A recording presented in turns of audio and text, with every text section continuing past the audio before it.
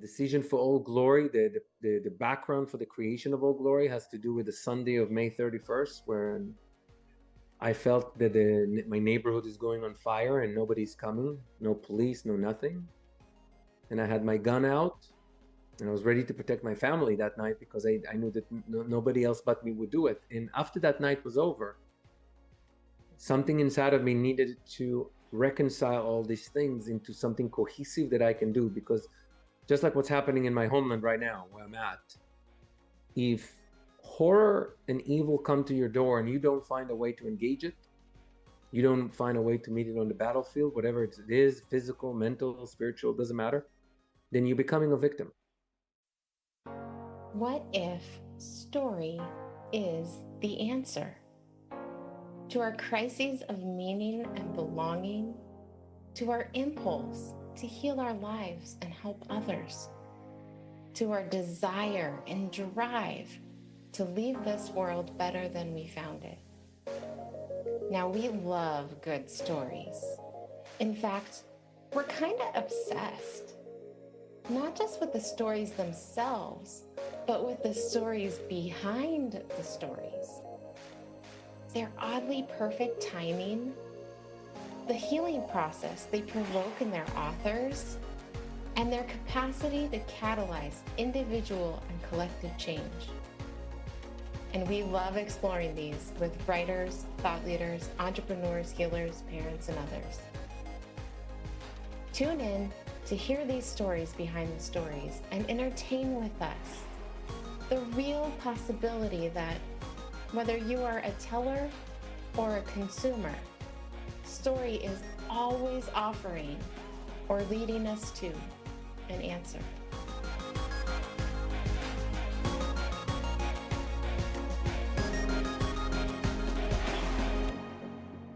In the darkness of the night of May 31st, 2020, in Venice Beach, California, Israeli immigrant Assaf Raz realized two things. One, he was the only one who would protect his family if the rioters breached his threshold. And two, the country he had long studied, revered, and loved had lost its way. In that moment, a mission and a saga were born.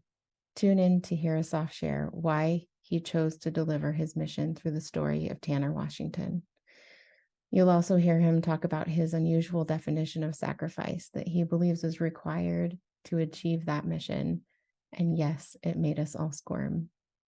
And finally, you'll get to hear how writing Tanner's journey helped him to organize his mind and ready himself for what he's facing now as a husband and a father living with his family in Israel in November 2023. If you're committed to the task of freedom, personally and collectively, and want to explore a new pathway forward, you do not want to miss this. Stay tuned for some delicious storytelling and sips of sanity. Welcome to Sips of Story and Sanity, where we talk about the stories behind the stories with authors, speakers, thought leaders, and more. A few of my partners here at Saved by Story, my son, Aaron. Hello. And clients turned friends turned business partners, Teddy. Hi, y'all. And Lori. Hi, everyone. And Carlin. Hello. Are here to help me make sure we get the most delicious sips of story and sanity out of this experience. And today we have someone special with us, Assaf Raz, who immigrated from Israel to Venice Beach, California in his early 20s and began the journey to citizenship in a country he had long studied and revered. For more than 2 decades, he built his American dream through real estate and a handful of other entrepreneurial pursuits. After a spiritual rebirth in his early 30s, he found the woman from his dreams, started a family, and began to write.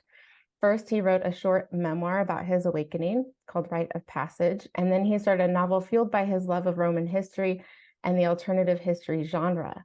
He quickly set that project aside for the Old Glory series when 2020 happened. Assaf and his family have been on the road since 2022, and we're so glad to have you with us today. Thank you. Very honored as well. Thanks for being here. So this is one of those, and as I was preparing for this interview, I was like, oh my gosh, we've written a book. Everyone here in this podcast contributed to a book called You Can't Make This Story Up. And, it's a book about everyone's journey through the process of writing. But the thing that I added was what happened for me that a lot of people didn't know as they were working on their books. Well, Assaf was the first person who got to see it live. And he sent me a very giant outline at the end of last year, and I cried my way through an outline. And I knew that this was going to be a story that was going to help me, and it has. And so we're not going to talk about that today. We're going to talk about Assaf and his project, but if that sneaks in, someone rein me in.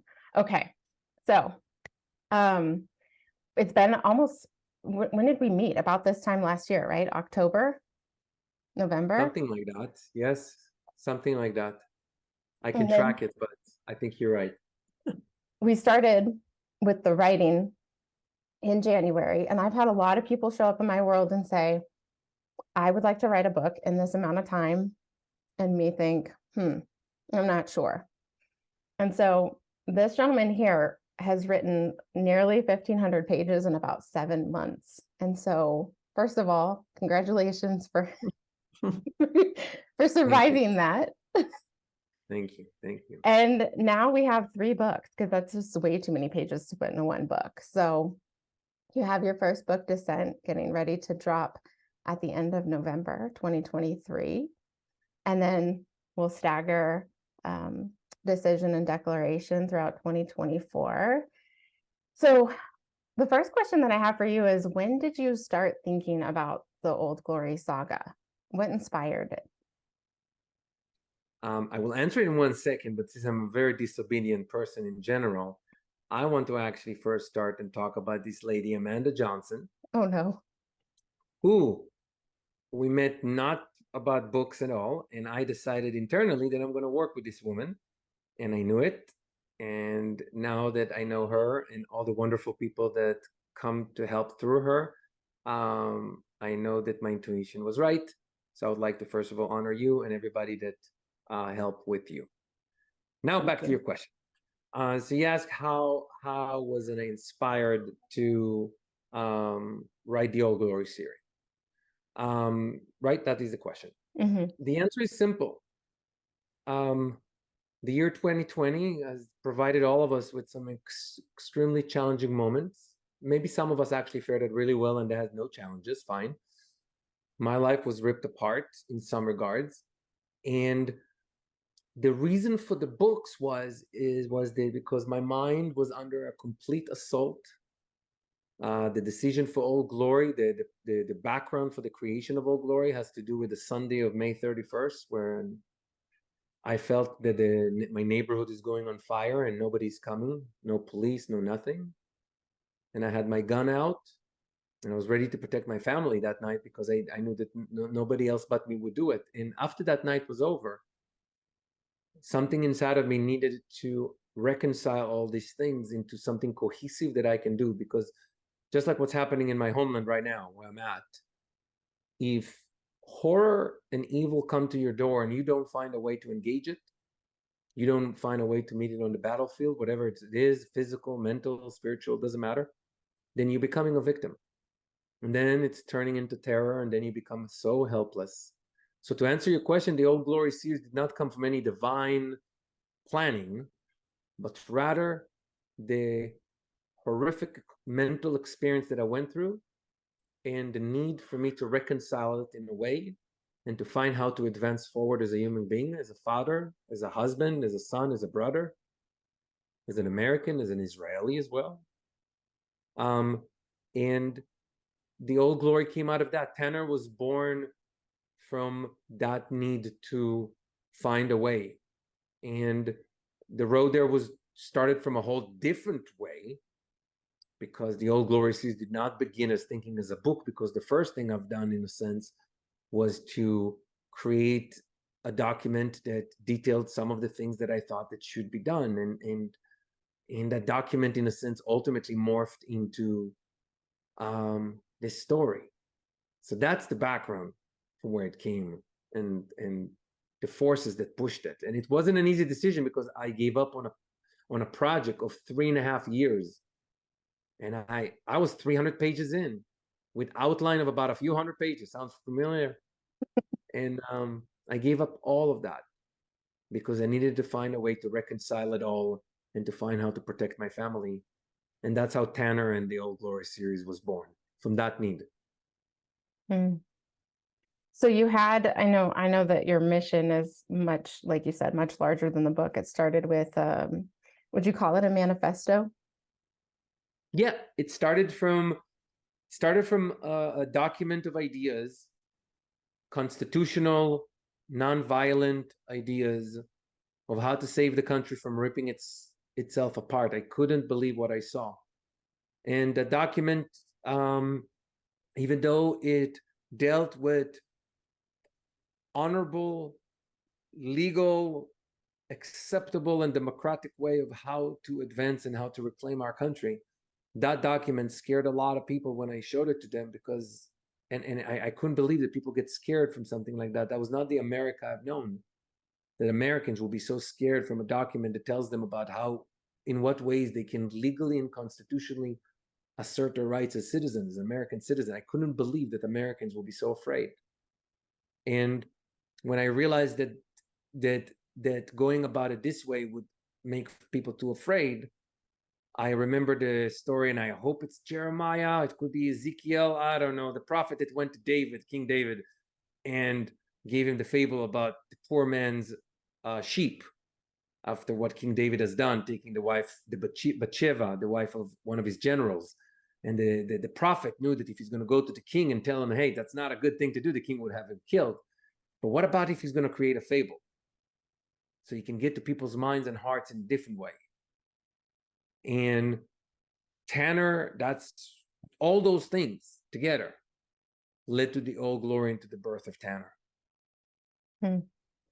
So what were some of the things? I mean, you mentioned the night of May 31st, and probably one of the scariest moments, right? Sitting in your house and feeling like you had to protect your family. So there was what happened to the police problem. But what were some of the other things, either leading up to that moment or after that moment, that had you feeling really unsettled and even thinking about, like, being in the space where you would be thinking about the things that would go into that manifesto?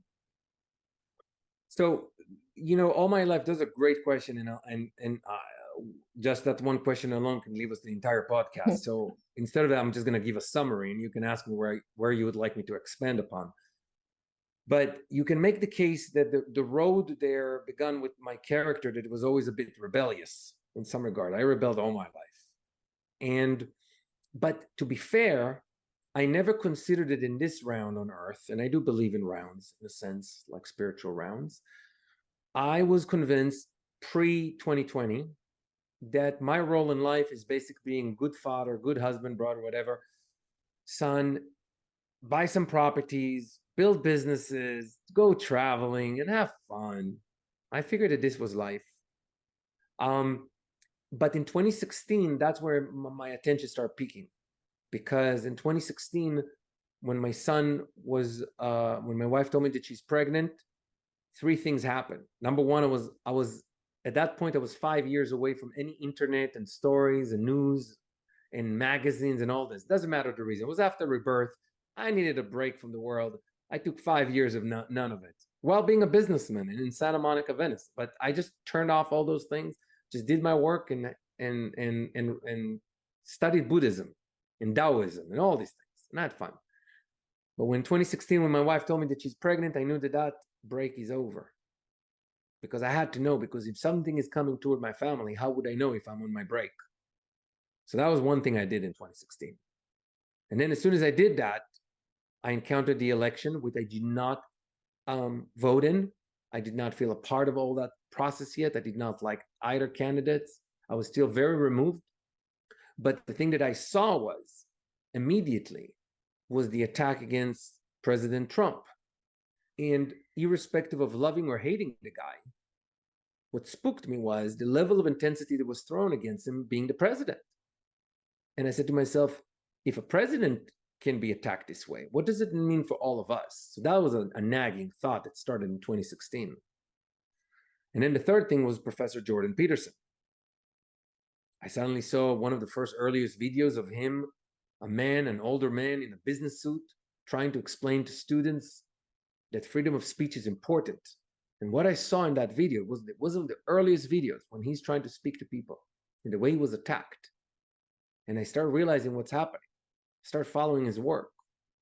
That was another thing. So in 2016, those events happened and they caused me to start focusing on the fact that something ain't right. Something is stinking in the kingdom of Denmark. And I started wondering.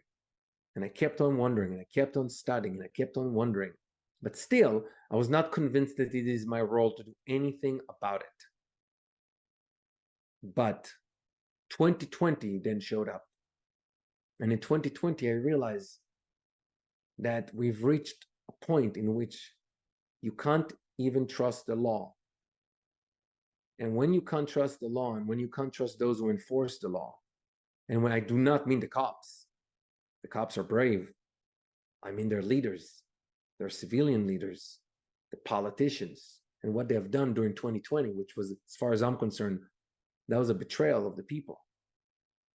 And that was the moment when I realized that I have to take an active part and do something and engage with this evil. Now, I might be wrong, I might be right, doesn't matter whether, but if a man or a woman feels that their family is in danger and they don't do anything about it, then shame on them. But that's their journey. I knew one thing in 2020 when it all happened. I knew that all the journeys have coalesced into one. And then there's a simple question. If my son one day in 20 years from now, or my daughter, or wherever is going to be, wherever Shannon's pregnant, so we have a third child now. We just learned about it 3 days ago that she's pregnant. And if they're going to ask me one day in 20 years if evil would win, and they will ask me, Daddy, what did you do back in the evil years? And what I'll tell them, I fought. Maybe I lost, but at least I fought. So all those things together made it. And the question was how, right? Well, I always wanted to be a writer. So I kind of figured to start this way. So all roads together led to this. Yeah. Hopefully I answered the question. You did. You did. And so I'm curious because, Tanner, now I think everyone here has had at least an opportunity to read most of the first book. Some devoured it rather quickly. And it is the story of a retired colonel in the Marines, right? Who is watching things unfold in 2020, and the people around him are asking him to do something, to get involved too, and he's not quite sure. He is reticent. So where did you, what was the idea around, obviously Tanner looks a lot like Assaf in 2020, right? He's got a wife and children. He lives in Venice Beach. And so where did you start to get all the ideas around the backstory for Tanner and what unfolded? What was that creative process like up front? That's a very interesting question. That is a fabulous question. We're already off the map of all the questions we talked about. So I'm kind of rebellious too, Assaf. That's why we get along so well. Yeah, yes. I agree. My wife likes you, by the way. Oh, so good. You should know that. The easiest answer is that I allow, and now I'm talking just about the writer. It has nothing to do with Tanner for a second. As a rookie writer, the way I create is by enabling my mind to open up as opposed to directing it.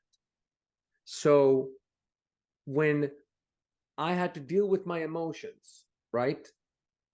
I had to create, so I created a parallel world, and I injected into it a character that would be able to deal with it in a literary way, but it would be able to have the freedom. So here's the easiest answer. Jordan Peterson said that the reason for thoughts is that you can die 1,000 times in your thoughts. And that's how you progress, because your thoughts dies instead of you. So even if you have bad thoughts, whatever, the thoughts do the work for you, so you don't have to use the corporal body.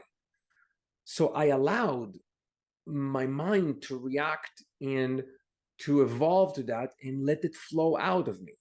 So, the first string was creating his life. So the way I've been doing things this way, and now it's on a literary way. I first go back and I create the universe. I ask myself the question: in what universe would this man be born into? Right? So the end point, where it ends, and then you start asking the wonderful questions of like, what led him to become that? And then that's a beautiful creative process, because what you do, besides getting stoned too as well, it helps. You sit down and you say to yourself, so here's a man that in 2020 gets to this point, right? And he does this thing, because you have the end point in your head. He would do this thing. So I'm very clear about what he's about to do. But then I ask myself the question, but what led him to do that? So as you ask yourself questions, your imagination answers. I don't know, that's what works for me. Now, of course, later on, the process is becoming more and more with patterns. We work it, we strengthen it, plots, and all this. Fine. But everything begins with saying to yourself, so this is the man who does this. What is his story? And frankly, while we're on it, what is the story of his father? And while we're on it, what is the story of his grandfather? And that's about as far as I went. And as you do that, it just come out of you. So I don't do grand designs. I have a methodology of how I do it. So in a sense, what I just presented, this way of thinking, is then broken off to different levels. So I start at 100,000 feet and ask those questions. And after I figured that, then I say the same thing, let's do it 50,000 feet, and then at 20,000 feet, and then eventually I get all the way to the ground, creativity-wise. So it begins with this big thought. Tanner is this, and in the year 2020, because of that, he would do this. Okay, so that's 100,000 feet. So then at 50,000 feet, you ask yourself, what did he actually do? Oh, okay, so you start breaking it up. And what exactly led him to look at it? So as you see, that's the process. At least it works for me. And it just comes out of me. I don't, it's divine intervention. It's you together with the creator doing it together. Anybody who says differently, I don't know. That's the way I feel it. It's something bigger than me. Mm-hmm. But it works with me. I'm not a vessel to it. We are equal partners in this creation. And frankly, Amanda, in some regards, it's similar to how we work. Because by the time I got to you, I had a very thought through idea. Mm-hmm. But then you came and brought it down even lower into the place of designing it better. And as we know, you have added to this story some very interesting things so it's very much this process. Mm-hmm. Yeah. And we should say for the listeners that this one outline that you sent me, hey, can I send you my outline and you see if you want to work on it? I think it's like 700 pages long. I was like, what am I looking at right now? Right. That should have been our sign. It should have been our sign. And then, I'm bawling my eyes through it. And then, but then I find out that this is just 2020 that has to be broken into 3 books. So when you say Tanner takes a journey, it's not through 2020. You see Tanner all the way. Like, how far have you mapped this series forward? How many years? I mapped it to 2025 because things must end. I don't believe in going forever. And I once saw this author. There was this author I really loved. Going on a tangent for 1 second. And I was ready to read like 10 of his books. But the day I stopped was that when I read a comment by one of his readers, when he said, when are you going to stop? When are you going to close the store? And he said, why would I stop? It's working. That was the day I stopped reading his work, because I realized he doesn't have any end in mind. So I believe that you have to have an end in mind and then build. So this is going back to the 100,000 feet, 50,000 feet, all the way down. So I mapped it to 2025 to close it as a proper tale that's going to have its ups and downs and going to lead, hopefully, the readers or watchers, if one day, to a conclusion that they can say that the person who created it thought it through and led them to a complete circle. If I did my job right, so at least this will be my effort. If I don't succeed, I don't succeed. But So I mapped it to 2025, and each year is a volume. We don't know how many books will be per volume. Maybe some volume will be just one book. I doubt it. But maybe not 3, definitely not 4. So I'm thinking we're talking about an average of 2 to 3 books per volume, depending of how much we need to do in order to get the tail right. But it is mapped out all the way to the end. Yeah. Well, I want to explore some of the themes of this, but I think we should do that before my next question, because I think it'll be useful. So we have some folks who have read the whole first book of the first volume. How many times have we tried to sort out how to talk about this?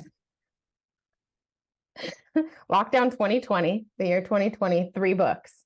So the first book has been read completely by a few of our folks here, and the others have started and still have some questions. So who wants to dive in and ask one of your questions about the themes of this book, what it brought up for you? I don't mind starting. Good morning. I'm so How you doing, Lori? excited to have you here. I'm just giddy. My question, so I was intrigued as I watched that main character Tanner develop and evolve. And then after one of the most difficult moments in the book, he was what I would call had encounters. So like voices, dreams, impulses that seemed to haunt him. And I think it's safe to say that all of us here today have personally experienced that process of being pushed to the very edge, fighting the demons and trying to fight their manipulations, and they haunt us. And as we've tried to do what we've been called to do, they just badger us and they just keep pushing us and pushing us. I saw this kind of happen in the book, and we call it shadow work when we encounter it in our story healing process. And it feels like you're just on the very edge at times, and it can be really, really scary. And this might sound a little bit crazy, but I kind of like it. I'm pretty rebellious and feisty too. So I kind of like it. And I'm curious how you might elaborate on Tanner's experience without giving away too many details. That's a wonderful question. And first of all, thank you for all your support with everything, Lori. So the grandest question is exactly that one, because we battle with morality as human beings. Some of us don't have any battle with morality. I mean, there are those monsters.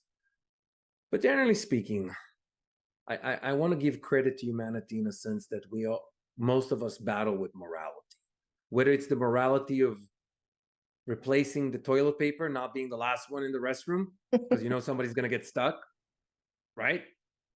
Or do you go into the fire to save the child of another person, knowing that you might die and not be there for your own family? Would you do it for a stranger kid? Morality is around us at all time. And when you think about morality, then good and evil come with them as well. And once again, the battle between good and evil in us is eternal and has its ups and downs. And from Tanner's perspective, it's a man who, in a sense, he comes to us at a point of time in life in which he has already went through the violent parts of his life as far as he's concerned. And and he would like to be good. He would like to be a family man. He would like to be a functioning human being, morally speaking. And to have these types of forces come back to the fold threaten not just what your actions would be, but rather how you would view them later on. So one of the things about PTSD many times, especially with soldiers, is that many times it's not even what they saw, and it's actually what they've done. And it's a fascinating thing about PTSD, even though the term has been bastardized these days. But true PTSD, the one by those under combat. So Tanner's perspective into good and evil in the voices inside, which we all have, are the battle that we all do.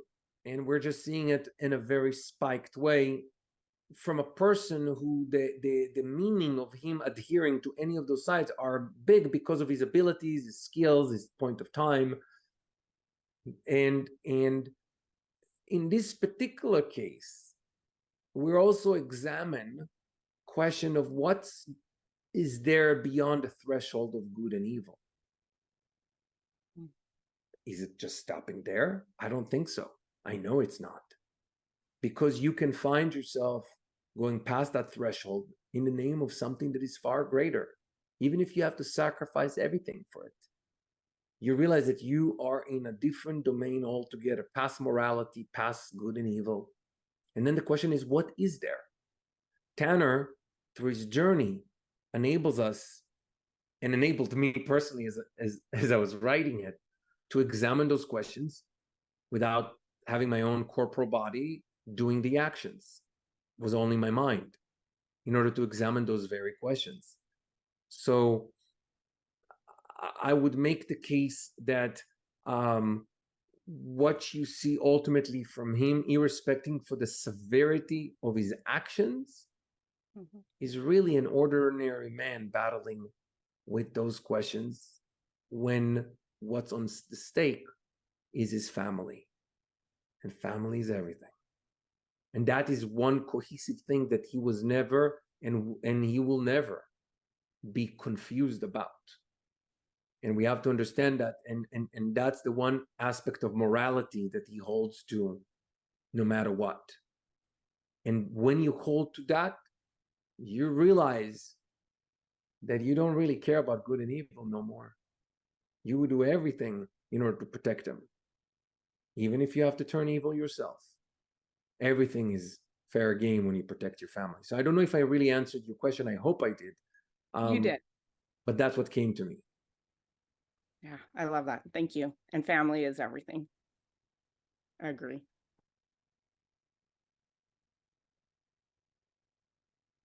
That's one of the things that I love most about this project is, well, and I think that's why it struck me the way that it did and helped me to really close a wound that I had been trying to close up for decades.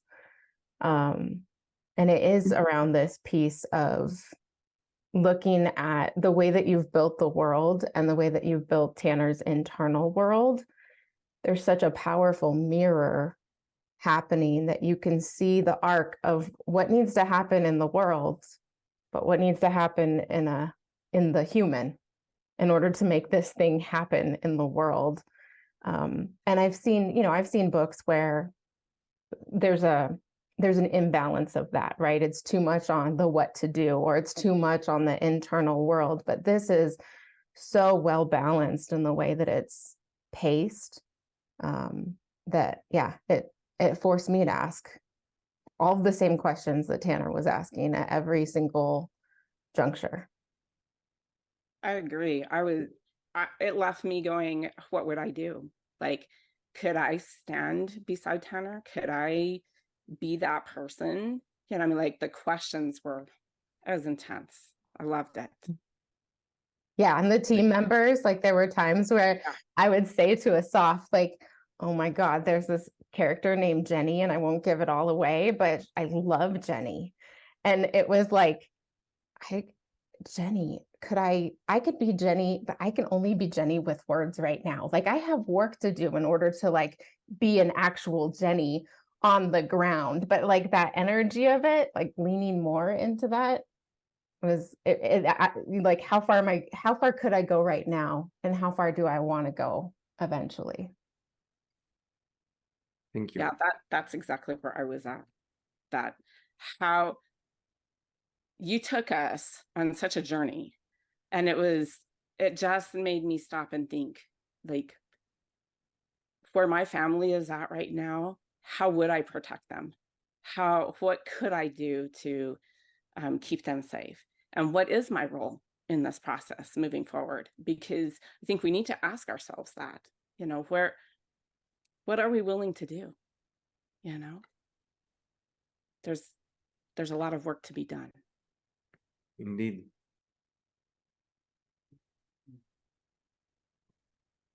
Hi, Assaf. How you doing? First I want to say, from the time I started reading the book the first time, I read it out loud to my husband. We do that sometimes, read out loud to each other, and I read out loud to him. And we were so enthralled. It was like binge watching a show that we do. We got to find out what happened next. I mean, we'd wake up in the morning and it was just like wanting to get back into Tanner's world. And so you did an incredible job of making it a gripping tale that we wanted to stay in. My question, I hope I can do this without crying, and keep it.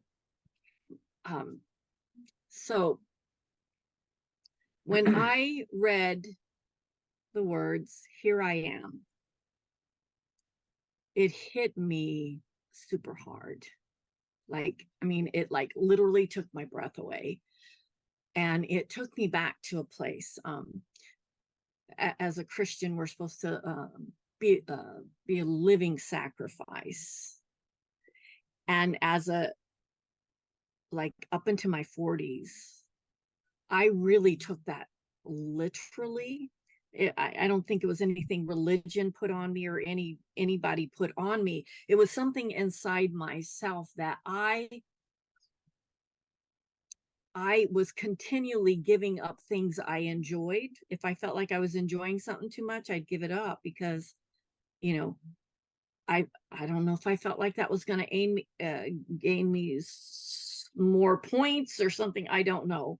I even put a boyfriend on the altar that I loved one time because I wanted God to know how much I loved him.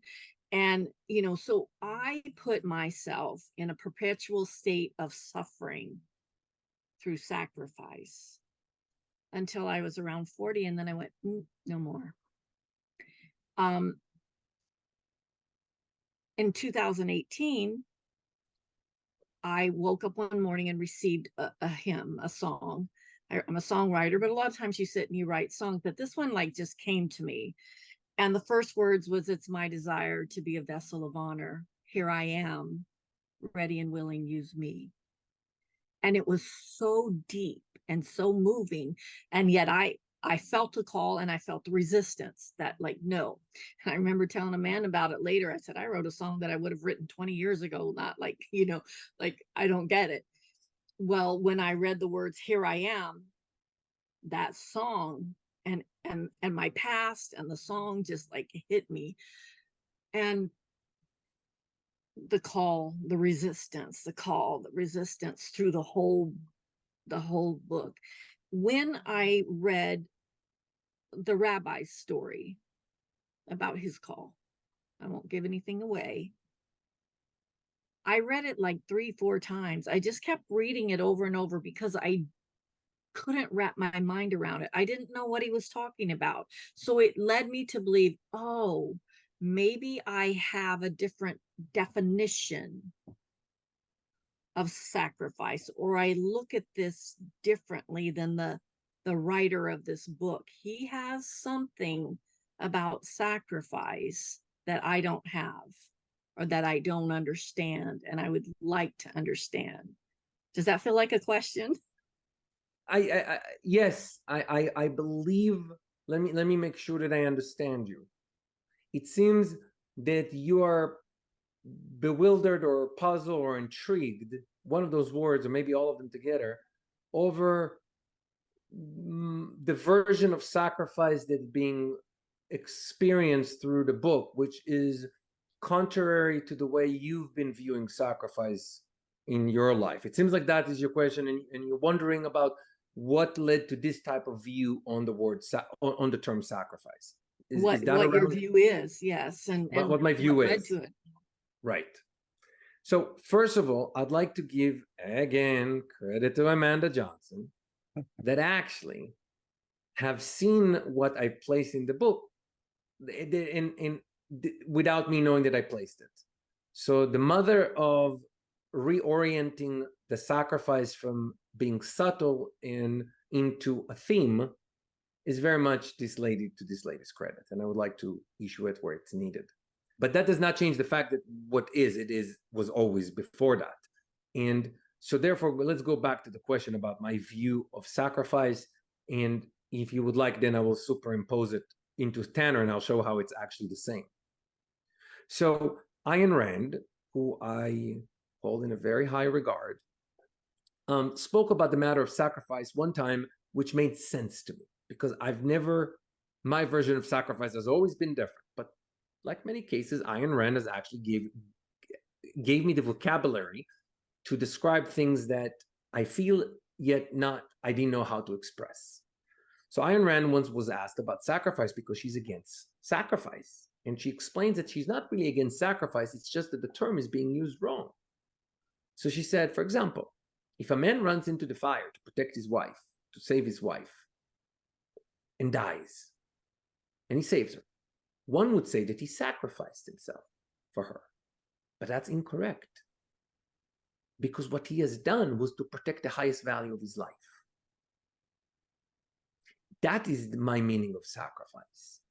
Sacrifice is not, in a sense, a decision that takes from you or for the way you're going to be either viewed or the way you're going to feel about yourself or any of those, or because other people should have something that I don't know. Sacrifice, the way Ayn Rand explained it and the way I feel it and the way Tanner ultimately understands it, takes him a while, it has to do with truly choosing the highest value of your life and be willing to do anything in a sense for it, for the fact that even it means letting go on it. But the point is that sacrifice is made by you, first of all, understanding the highest value of your life. And then if you run into the fire to protect that highest value, if people use the word sacrifice on it, they better understand what sacrifice means, which means that you did what you were supposed to do. And you did that with a willing heart and a still mind and a full heart, and you did it because that was the right thing to do, and that was your highest value in life that you protected. And that is sacrifice, the way I view sacrifice. So hopefully it answered your question, but I can tell you that if you look at it from the perspective of Tanner, you would see that really, ultimately, the way Tanner gets to understand sacrifice is synonymous with that. And I'm sorry, you guys are actually in book one, so it takes a little bit of a longer time for him to understand. So I'm speaking as though you read all three books, which is wrong by me. But it is a journey. So almost like when you're training your mind, if you were to say, hey, I sacrificed something, right? It would fill you with not altruism. That's wrong. It's not about altruism.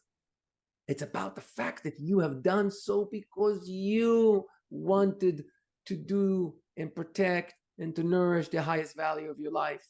You're actually on a pedestal. One would even say that according to Ayn Rand's philosophy, you're actually being completely, that is a selfish decision.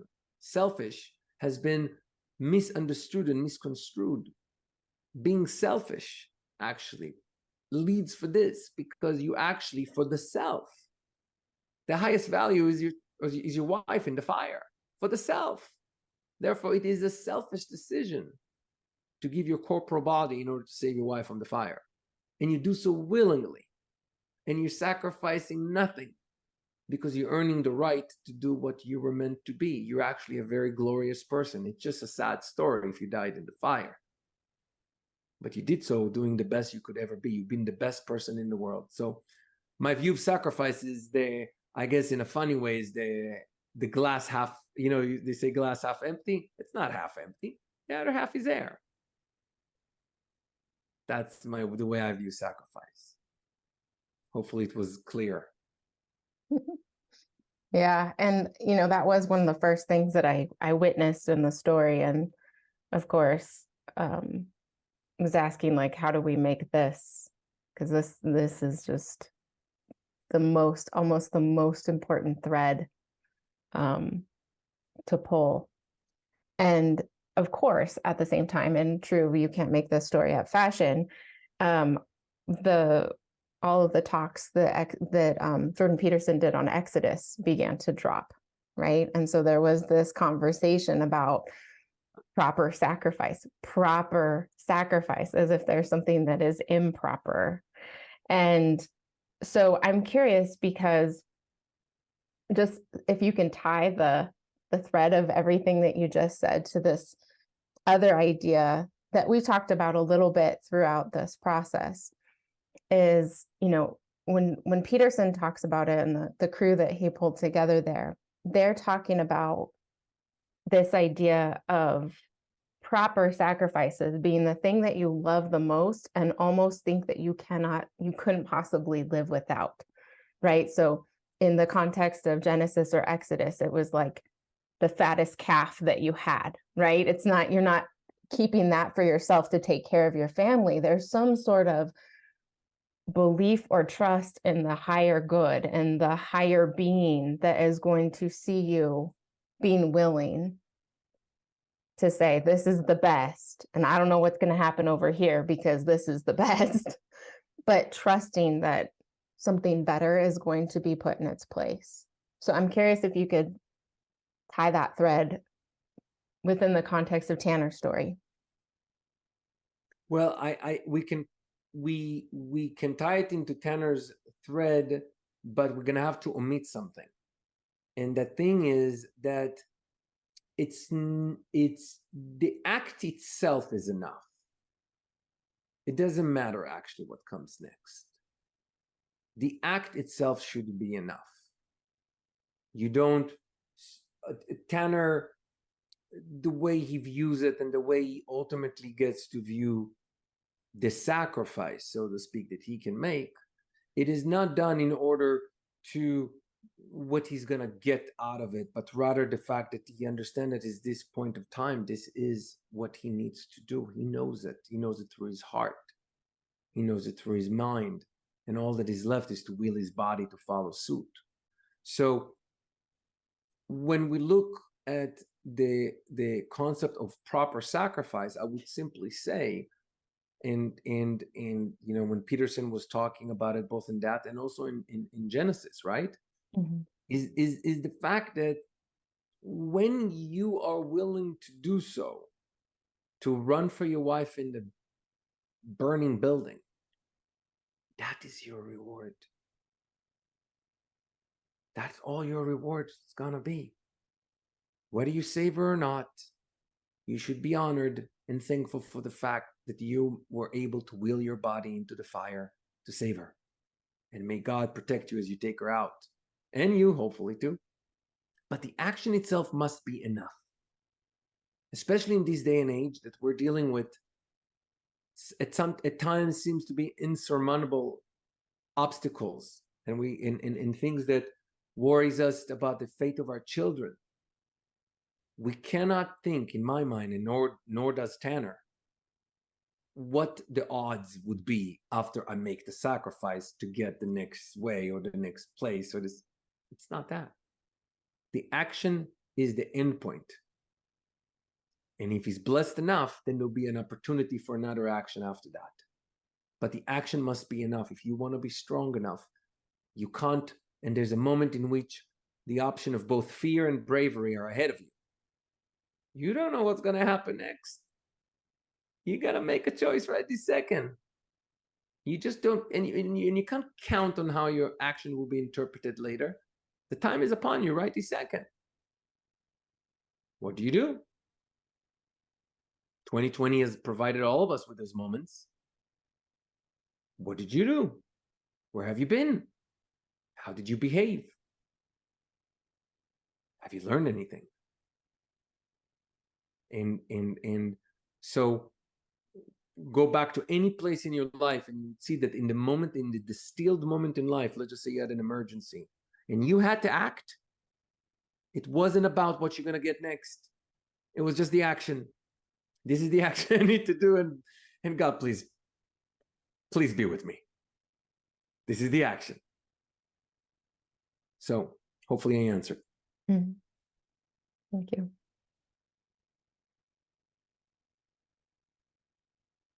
Anyone else got a question?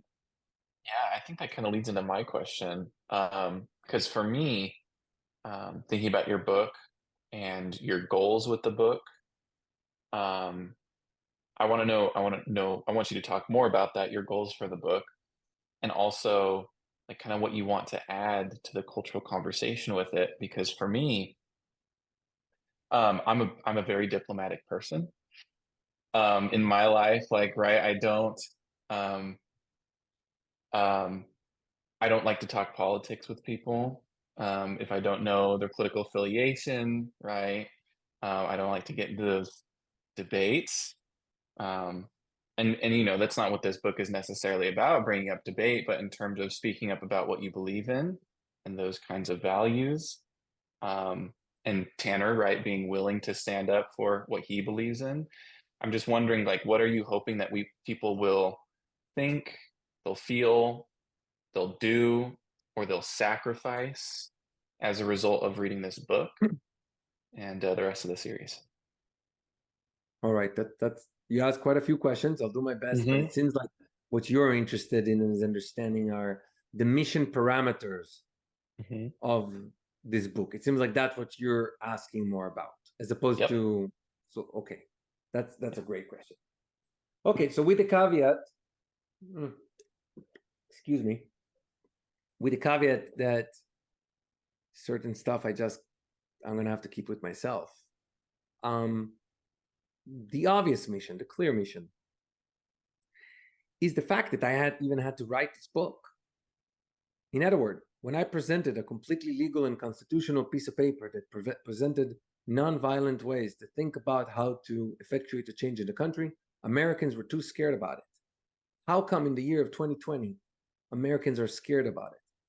Frankly, if we fast forward, I try to get a website done for the book, and I called up my marketing company to do other stuff for me. And they love me. And they were too afraid to touch it, to even build a website. So if you ask me what's the mission in a brutal way is how the hell did we get to this point that folks are afraid to speak freely?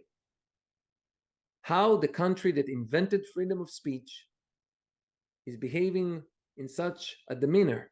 What has happened to the greatest nation on earth that folks are too afraid to speak their mind? It is unbelievable to me, as somebody who came as an immigrant to this country. And the reason why I mention it, I hate identity politics, but I brought it from a contextual perspective, right? Because as a foreigner, when you come in, you have a different perspective. You come after the land that invented the Bill of Rights, freedom of speech, all these things, all these great things. And 20-some years later, folks are too afraid to speak. Or else their businesses will be destroyed. They're going to get beat up or whatever, or even worse. So you ask me, what's the mission? Why did I choose? Well, the mission is, first of all, having people having a free debate. And since we have a problem in this country of free debate, then let's have a story about a fictional story. I will present a dystopian alternate history book. I will strip it from all the isms. Well, I did leave one, but I'll take all those isms out. And I'll leave one little ism about individualism versus collectivism. And I'll leave one ism in. Enough, because that one nourishes all the rest. And the mission is to have people speak. And maybe since they will speak about a book, they're not going to get censored. Maybe if they speak about a book in their social media, they're not going to get banned. Maybe because it's going to be a book. Maybe, just maybe, it will allow folks from all spectrums of belief to have a debate about a book and not about the fight between them as people. Let them beat up on the book. Let them beat up on Tanner. Let them speak about that, dissect it left or right, and stay within the realm of Tanner's world, and where coincidentally they're going to speak about 2020, and they're going to do it in a freer way that they're allowed right now, because after all, they're going to be in Tanner's world.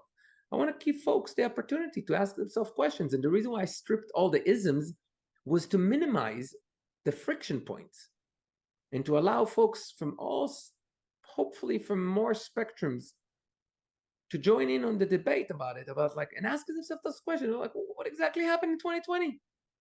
What did they do? Why did they do that? I want to open that debate. Now, it doesn't mean that you're going to agree with anything that Tanner does. I don't care. I'm not here to convince. I'm here to spark a debate. So the mission is to spark a free debate by providing a medium that would enable that, because guess what? Freedom of speech has been hard these days. So maybe over a book, it's going to be a bit easier. Hopefully I answered your question. You did, thank you.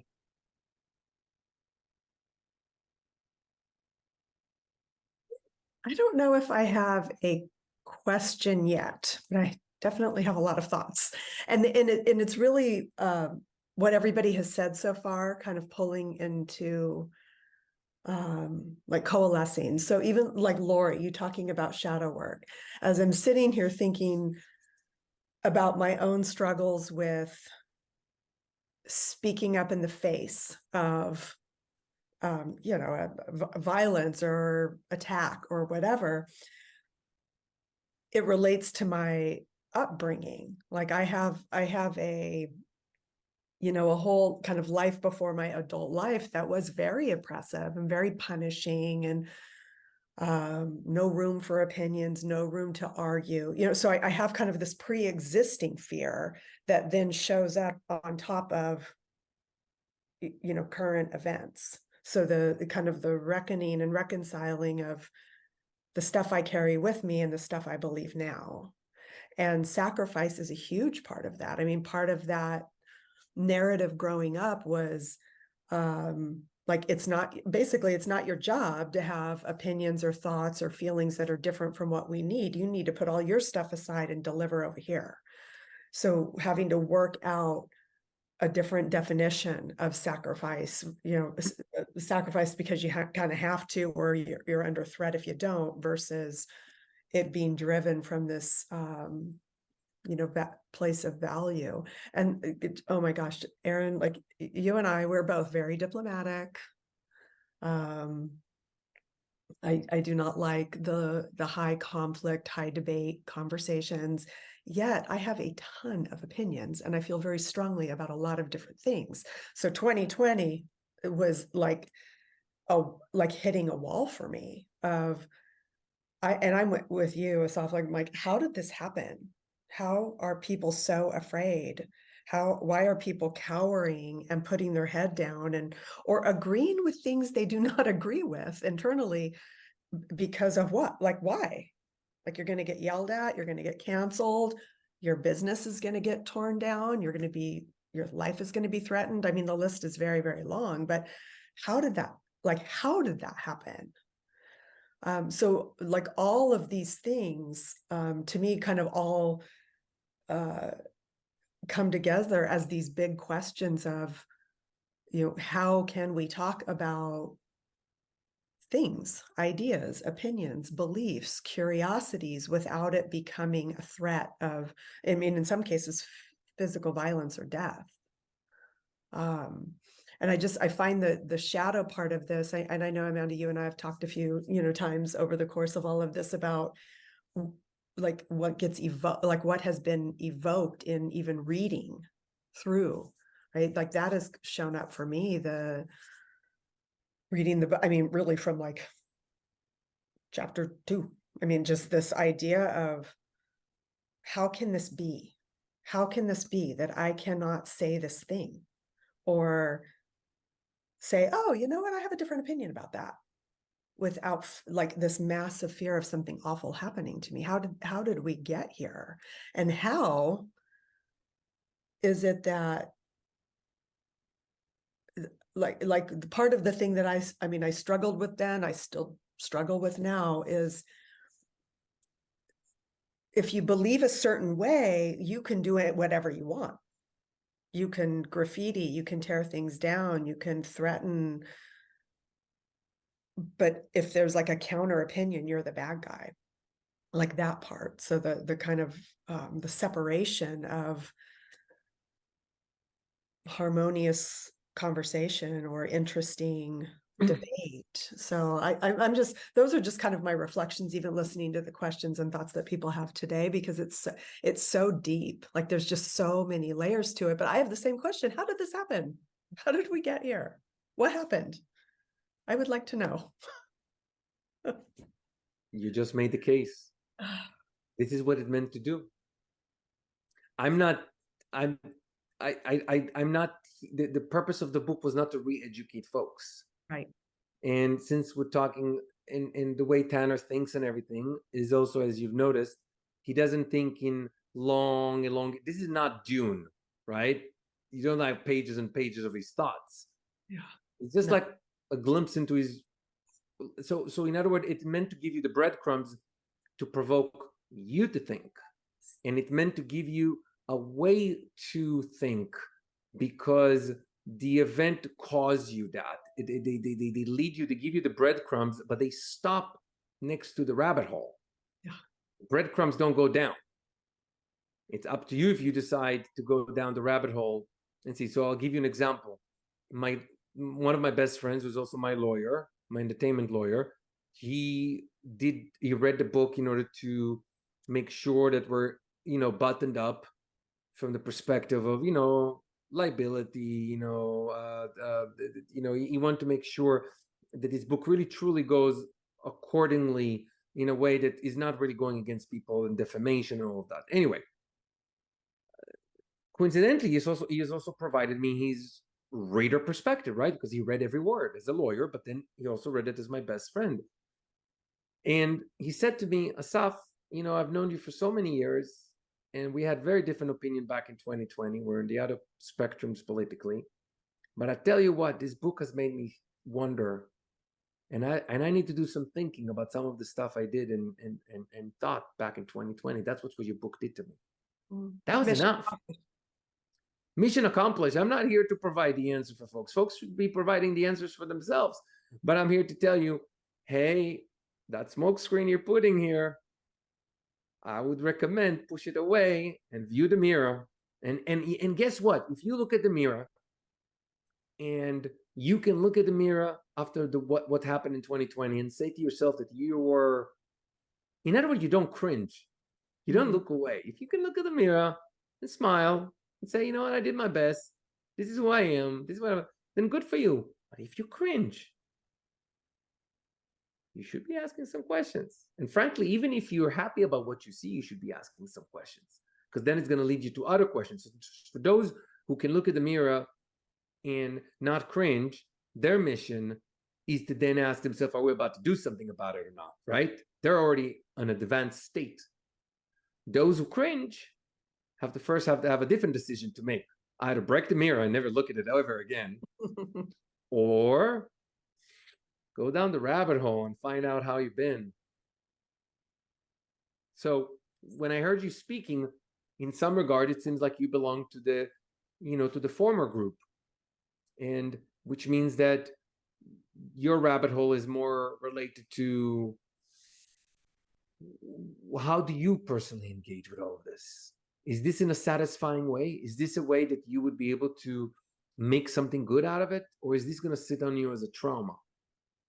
Because if it's a trauma, then this is the wrong path to go, spiritually, mentally, physically, and emotionally, all of them. We have to engage with what we know to be wrong, or in a fairer way, we have to engage with evil. We have to. That's what this is meant to be. So when I heard you, it seems like the book has done its job. The conclusions are yours to make. Yes. And it feels like it's well, for me, it feels like it's a vehicle, right? It's a vehicle for these self-reflection, thinking about it, looking in the mirror, like, and really having to put whatever, like the ego or whatever the things that show up that make you not want to look in the mirror, like you got to put that aside and take an honest look at your reflection and ask yourself these questions. And then maybe, hopefully from there, begin having conversations with other people in the same vein.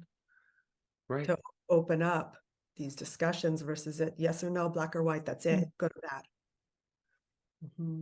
Well said. Great. Yes. Yeah, there were plenty of times where I saw Tanner thinking the same thing that I was thinking, but then behaving completely different than I behaved. And thinking, oh, right. I'm one of the ones that looks back at 2020 and cringes.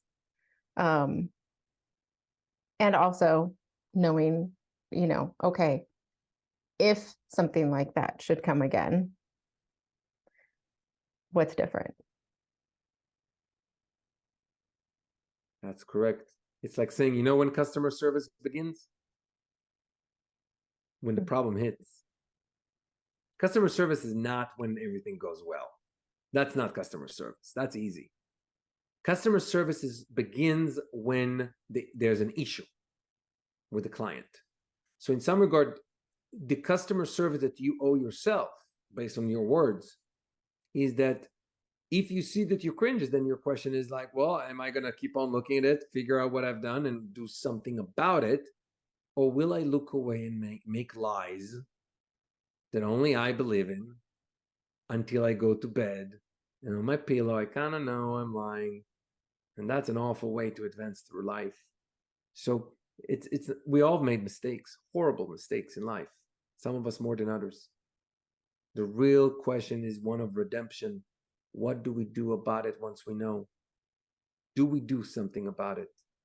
It's meant to provoke you to think those thoughts so you can stand honorably with yourself. Forget about what other people think. Just you in the mirror. And I promise you, as a man who's done many mistakes, that once you look at the mirror and you own that look, knowing that all the blemishes and everything, this is you, and you've been doing your damn best since you discovered what you discovered about your shadows, I promise you, it's a good path. Yeah, and you carry the scars. Tough luck. Welcome to humanity. Well, that was the perfect segue to my next question, which was about, here at Saved by a Story, we're really obsessed about how it affects individually and collectively, but we also know that it affects us first. All of us have written, all of us have put stories together, all of us have, exposed something creative, something that matters to us. Usually it's something that revolves around one of those wounds and shadows that we're trying to sort out, and writing becomes part of the process of doing that. So I'm curious with you, this is such a giant effort, and you did it under duress. Like, you started this in the middle of one of the most challenging years we've seen in America. So what was that process like for you when it comes to looking at your ideas, looking at your thoughts and feelings as they were coming up? What was your process for navigating that? How did the writing help? Great question. Point blank, it kept my sanity together. Because, let's face it, the state of California was stronger than me. It could do things that I couldn't. There's a saying in the military that when you pee on the military gets wet. But when the military pees on you, you drown. And I definitely peed on the state of California. I rebelled. But ultimately, the system was stronger than me. And it threatened to drown me. I left the pool, so I won't get drowned. But during the years that we were there, the latter years, which were horrific, having the book, having Tanner's journey, having him being able to do what I was not able to do yet, because in the corporal body, in our timeline, as opposed to Tanner's world's timeline, it took me time to do what I needed to do. And the outlet by Tanner is it's very similar. If you think about a song that makes you happy or reinvigorated, like let's just say you have to do something big and you hear this song that you love, or if you watch a movie to get your spirit up, what happened is that you embody the music, you embody the art, you embody something bigger than you, and you let that thing lead you to be bigger than yourself. Go big, like Dan Bongino likes to say from his special Secret Service days. Always go big. Think about it. What is go big? Go big is make your body big so you can protect, in this case, the president. Doesn't matter which one. And so going back to what you said, having the book enabled me to go big mentally. It allowed me this solace of a few hours a day where I was freer. So I don't know if you watch the Shawshank Redemption with Tim Robbins and wow, I'm forgetting. He's Morgan Freeman. He's an amazing actor. Well, I always thought about it because in the Shawshank Redemption, until the cave that he makes to escape from his cell, it takes him over 20 years to dig it, and he digs it with a spoon. A spoon. He sits in jail for 20 years and he digs a tunnel. And I always thought about it, that during those hours at night, behind the poster of Raquel Walsh in bikini, Tim Robbins, or whatever the character's name was in that book, was working with his little spoon. And he knew it's going to take him 20 years to get out, but it didn't matter because you know what? During those hours when he's like, with his little spoon, he was a free man. And that's what the writing gave me. It gave me the spoon. And during those years when I was losing my mind over what I saw and my inability to effectuate the change, the book was my spoon. And I kept on digging, you know, and we've been digging all this time. One would say that we're still kind of digging the last until the release of the book. But it's been a long road of digging, and that spoon saved my sanity. That's what was the writing for me. Now, later on, I met you, and you, once again, you put context on those things, right? As the narrative of the story saves, story heals. All of this, those are your words that you taught me to understand, but it's something that I've done without knowing the words. But yeah, I can attest to the fact that, yes, your methodology that story saves and story heals is 100%. Without Tanner, I would have lost my mind.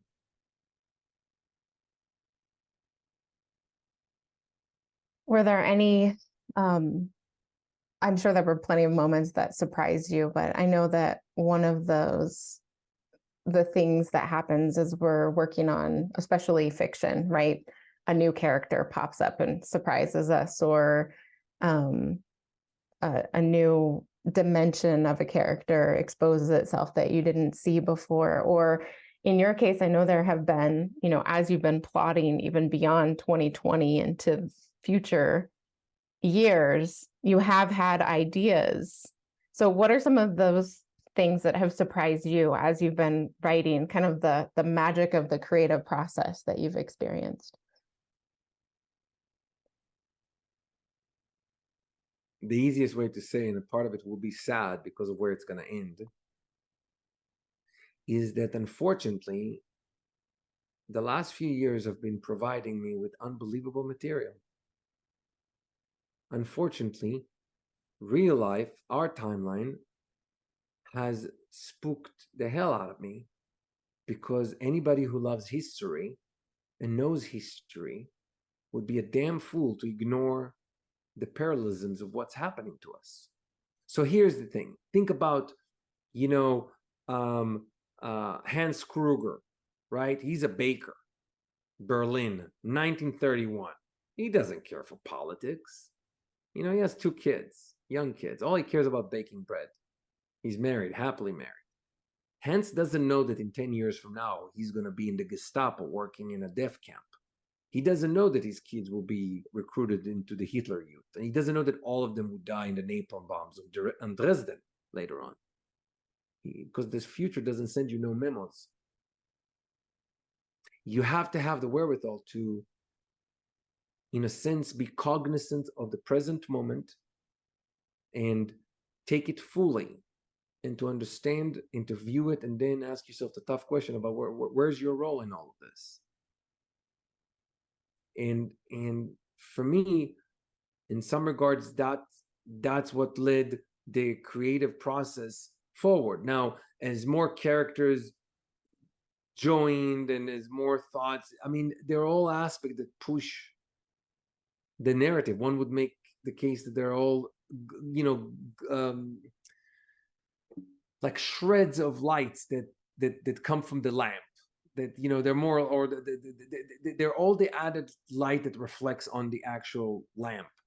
And all those characters that join and all those stories that joined, I mean, one would say that I could have made them all up, but the last few years have really helped my creative process because they kind of delivered. And the part that is so sad, and I'll say that, is that I told my wife again during the process, well, if only this happened now, then the country will be just fine again, and my book will not be needed. And then every time things get worse, and I said, well, the bad news is the country's going bad. The good news is the book is needed even more. And here we are in the year 2023, and due to the events in my own home country, my homeland Israel, I'm provided with more material of how those last few years have been battering our world into this parallel journey that we all been on. And it's quite horrific if it's going to go all the way through. And you have this nagging feeling inside of you of like, oh my God, and I need to do something about this because I see it. You have the responsibility of seeing. Now, you could be dead wrong, but at least you would be one of the person who does something about what he sees. So I'm giving you a more than you asked me in your question, but I would simply say that the creative process has been aided by reality quite a bit. I just put Tanner into it. Like Forrest Gump, right? In the background of Forrest Gump, the movie, there's life, right? All these things happen that are history. But then you see where Forrest Gump leads with all of this. So, Tanner, in some bizarre way, has been aided in the last few years by what's been happening. I didn't have to make a lot of things up. I'm kind of stunned. Some of the stuff that's happening now are horrifically been in one way or another envisioned by me in advance. And I caught myself later on saying, is this real? Because I just went on a tangent in crazy town. And now the year 2021 and the year 2022 and the year 2023, God knows about 2024 and 2025, which is the last year of the book. I mean, will the event of the world actually far exceed my book? We hope not. I'll give that one teaser. Yeah. But it's just the reality where we live right now. Yeah. And like you said, it's the result of being a student of history, I think, understanding, having studied as much as you did, even before all of this started to occur, that you can see things that other people haven't been able to. So when you think about what kind of back to Aaron's question around like this next, what you're adding to the conversation, we've talked a lot about how it's not like these conversations aren't being had, right? There are people in the world talking about their concerns about where America is headed. They're talking about freedom of speech. They're talking about all of the amendments right now. So when you think about what you're adding to that space, when I've asked you before, you said that we need the action piece, right? We need to do something. So my question for you is, what do you want people to do besides, read the book? And well, the easiest cryptic, somewhat cryptic answer, sorry, to give is that assuming they read the book and they like the book and they're wondering about what is behind the veil, because obviously the author admitted that the book is not the end point. The book is a vehicle.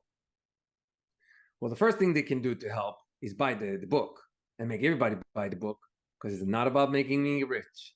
It's about pushing the program.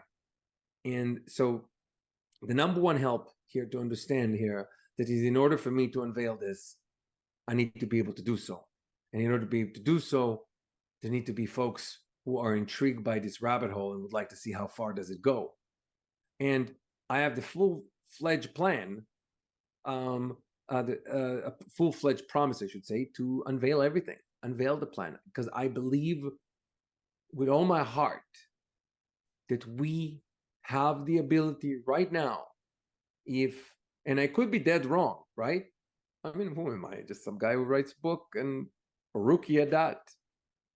But I believe there is a way to turn the clock before it's too late. And you don't need to use guns for it. I mean, Tanner's world's a bit different, right? It's kind of spiked. But in the reality is that you don't need to use gun. You don't need to use violence. You can do it in a good way, firmly. But there's a way to turn back the clock on our privacy, about our rights. I mean, we are at the point that, RFK, Robert F. Kennedy, I think he runs now. And I know a bit about him, mostly through my wife. But he said something recently, and he was viciously attacked for, and nobody understood what he said. And a lot of people just chose to get upset with him instead of understanding. He said, and I'm paraphrasing, that at least during the Nazi days, you could escape and disappear.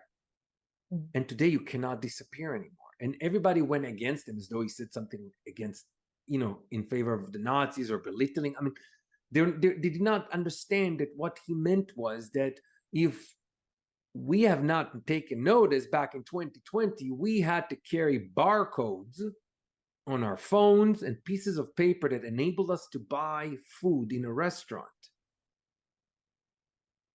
Things have happened in 2020 that should not happen in a free society. And if we don't wake up to this, there will be no more rights for us. So now, if I just laid out my plan and everything, well, that's the easiest way to kill the plan. So I have the full intention of unveiling what can we do. But and I will tell you this, Ayn Rand spoke about it. I have a plan of continuing her work. Let those who understand that understand what I mean by that. But everything has been told in her novels, especially in Atlas Shrugged.